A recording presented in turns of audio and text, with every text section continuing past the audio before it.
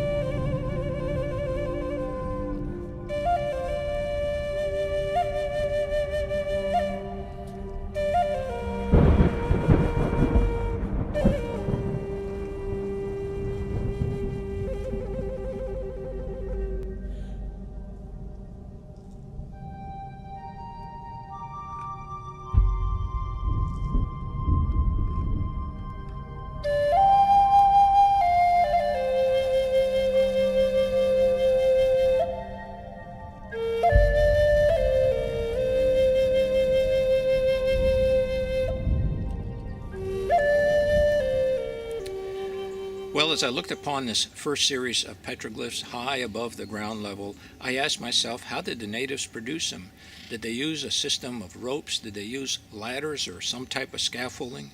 And then I noticed that there was a vast difference in the patina, the coloration of the cliff face.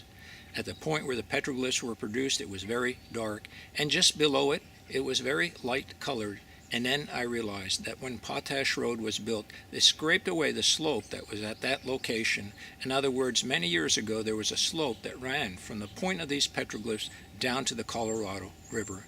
And so at one time, these petroglyphs were actually produced at ground level.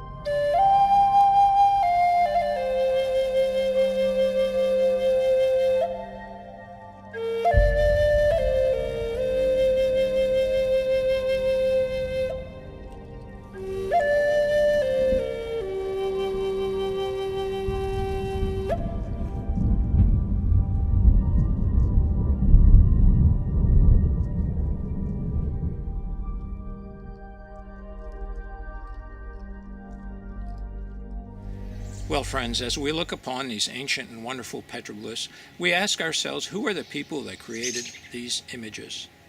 Now, we know that several different cultures lived here in the Moab area, and they all left symbols behind representing their culture.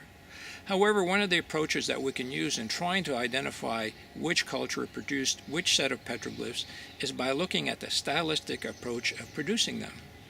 Now, a culture known as the Fremont Culture is well known for creating petroglyphs where the image of a person, people images, are trapezoid in nature. In other words, they're triangular shaped. And they often show the arms, the feet, the person is wearing a headdress, and have earlobes. So I would say that many of the images that we've seen today are associated with the Fremont culture.